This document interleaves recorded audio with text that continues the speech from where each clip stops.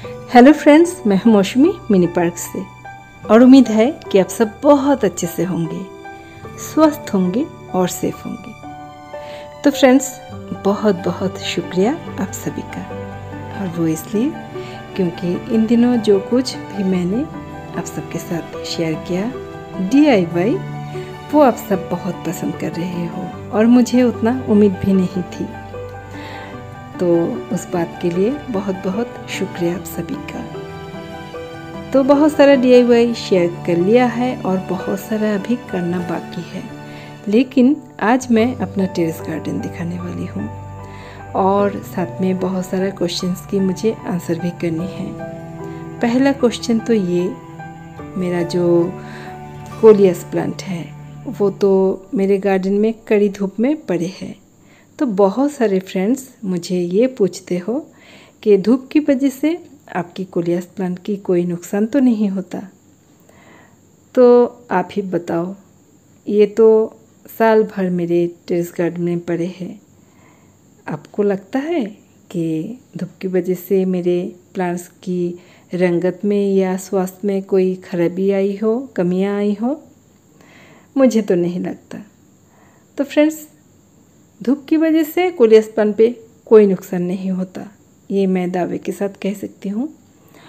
और जो फ़र्क मैंने नोटिस किया है कोलियस प्लांट के धूप या छाँव दोनों हालत में, वो है रंगत पे। कोलियस प्लांट की जो रंगत है वो छाँव पे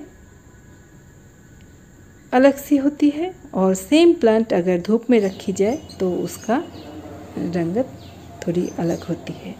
जैसे कि ये प्लांट ले लो, इसमें देख सकते हो मरून है, ग्रीन है, तो दोनों कॉम्बिनेशन है। अगर सेम प्लांट अगर धूप में होती तो वो पूरा मरून दिखता। तो ये जो एलिफेंट ईयर प्लांट है, इसी गमले में मैंने ये वैरायटी के कोलियस प्लांट ग्रो करके रखी है।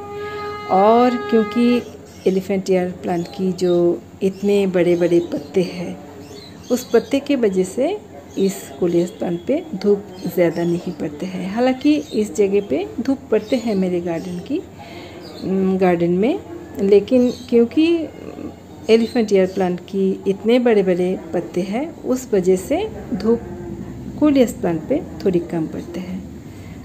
तो वो शेड में है, वो कह सकती हूँ। तो दोनों हालत में, शेड में या धूप में, दोनों हालत में जो फ़र्क मैंने नोटिस किया है वो कोलियस प्लांट की रंगत पे पड़ी है।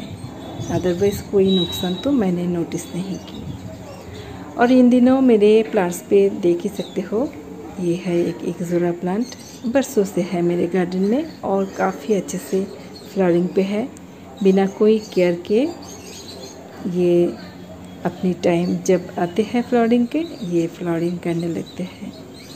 वैसे ही ये मेक्सिकन हैदर, इस पे भी बहुत सारा फ्लावरिंग हो रही है और मानसून के सीज़न में इसकी जो ग्रोथ है देख सकते हो, बहुत ही फैल गए है।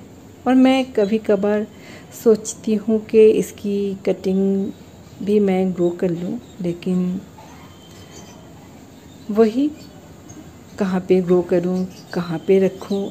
इतने सारे प्लांट्स हैं मेरे गार्डन में कि सारे प्लांट्स को ठीक ठाक रखना और टेरेस के ऊपर रखना, ये बहुत ही एक मेरे लिए एक क्या कहते हैं, बहुत ही एक चिंताजनक काम है।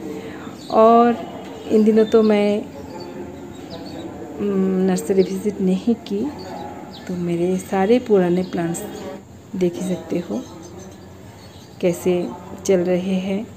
ये है एक चाइना पाम जो कि पिछले सीज़न में मैंने खरीदी थी और एक साल में इसकी जो ग्रोथ है देख ही सकते हो, काफ़ी अच्छा ग्रोथ हुआ है। तो बहुत दिन हो गए मैं नर्सरी विज़िट नहीं की, तो जो कुछ भी मेरे पास पड़ा है, ये जो कैलेडियम है, कैलेडियम ले लो, एरोहेडेड एलिफेंट ईयर ले लो, वो एक ही फैमिली के सारे प्लांट्स हैं। और वो काफ़ी अच्छे से चल रहा है। तो ये एरोहेडेड जो एलिफेंट ईयर है, इसका एक प्लांट डिवाइड करके मैं अलग से जगह पे ग्रो करके रखी हूँ, और भी बहुत सारे बेबी प्लांट्स निकल रहे हैं। इसको अगर चाहूँ तो इसको भी मैं अलग सी जगह पे ग्रो कर सकती हूँ, लेकिन घूम फिर के वही बात पे मैं अटक जाती हूँ कि कहाँ पे मैं ग्रो करूँ इतने सारे प्लांट्स। और इन दिनों मैंने तो बहुत युद्ध कर लिया है। किसके साथ? काई के साथ। मेरे टेरेस पे इतना सारा काई जम गए थे बारिश के वजह से कि चलने फिरने में बहुत तकलीफ़ हो रही थी, बहुत स्लिपरी हो गई थी। तो इन दिनों मैंने जो किया, बहुत ही तामझाम वाला काम किया।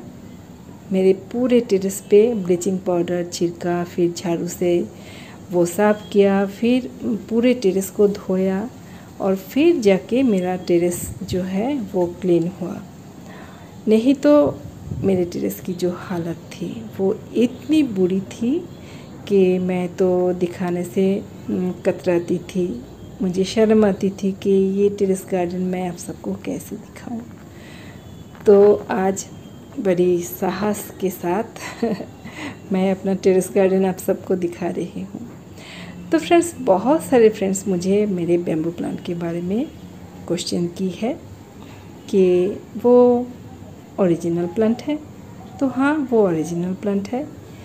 वो मेरे इस टेरेस गार्डन पे ही था, बहुत दिनों से था। आप सब ने शायद उसको नोटिस नहीं किए हो, क्योंकि मैं अभी इंडोर गार्डन पे ध्यान दे रही थी। तो मुझे ये देखना था कि बैम्बू प्लांट इंडोर प्लांट के तौर पे कैसे साबित होते हैं। तो इसलिए मैंने उसको घर पे लेकर गई थी।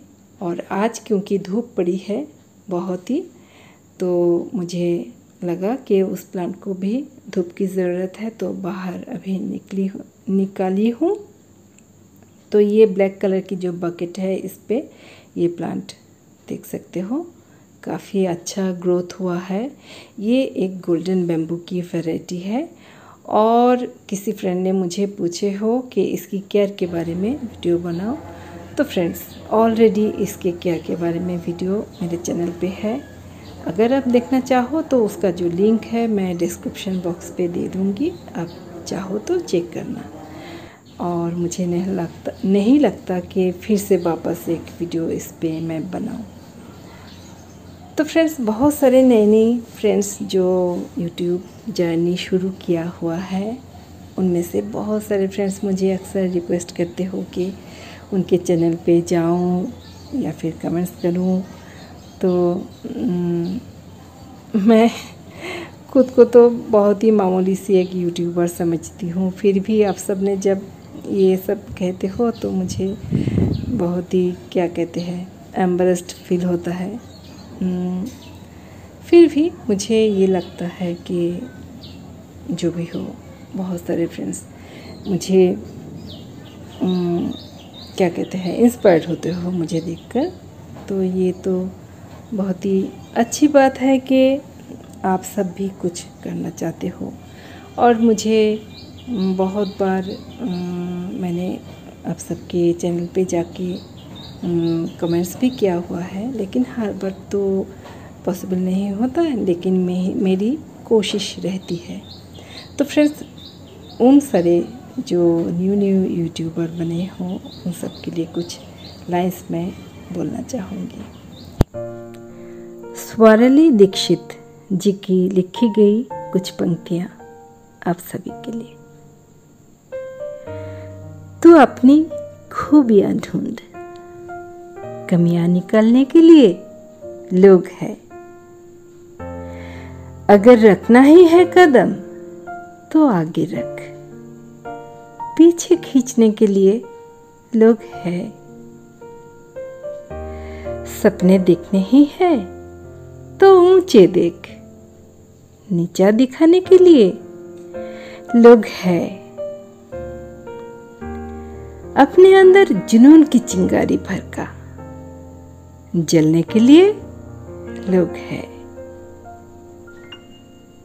अगर बनानी है तो यादें बना, बातें बनाने के लिए लोग है।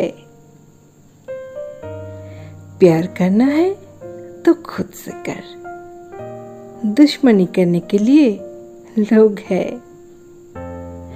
रहना है तो बच्चा बनकर रह, समझदार बनाने के लिए लोग है। भरोसा रखना है तो खुद पर रख, शक करने के लिए लोग है।